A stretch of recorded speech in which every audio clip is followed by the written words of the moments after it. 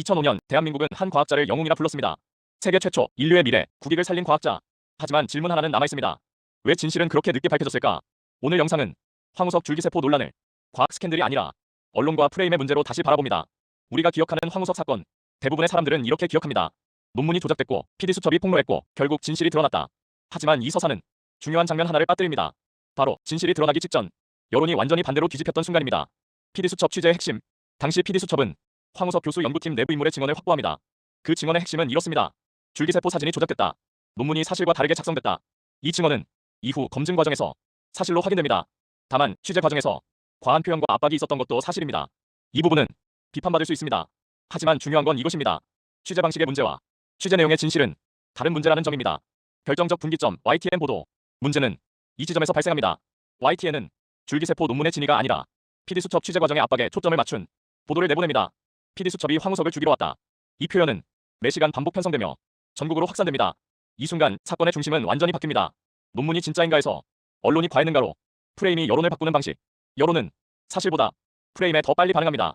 당시 언론의 헤드라인은 대체로 이 방향이었습니다. 국익을 해친 방송, 과학자를 죽이는 언론, 취재 윤리 논란, 줄기세포 논문 자체는 뒤로 밀렸습니다. 이건 음모가 아니라 언론 구조의 문제입니다. 자극적인 프레임은 복잡한 사실보다 훨씬 잘 퍼집니다. MBC의 선택. 여론이 급변하자 MBC는 대국민 사과를 합니다. PD수첩 방송은 유보되고 제작진은 징계를 받습니다. 이 선택은 조직을 지키기 위한 경영상 판단이었을 수 있습니다. 하지만 결과적으로 이 선택은 진실 규명을 멈추게 만듭니다. 흠이 있다는 이유로 내용 전체를 덮어버린 셈이죠. 진실은 어디로 갔나?